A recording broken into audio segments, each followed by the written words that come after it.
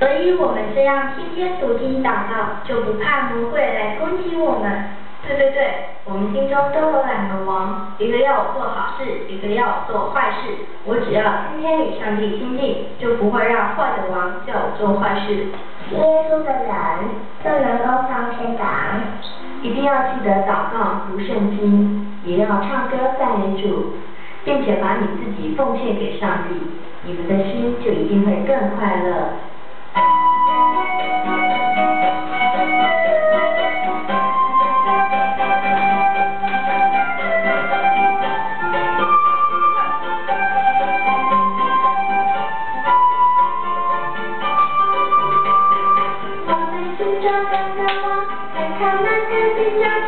一个要往上帝去，一个要往上天堂。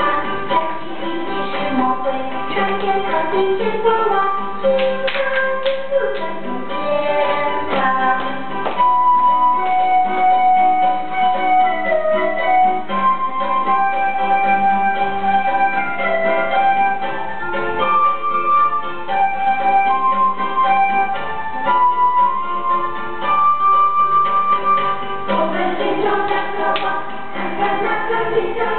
一个要往上帝去，一个要往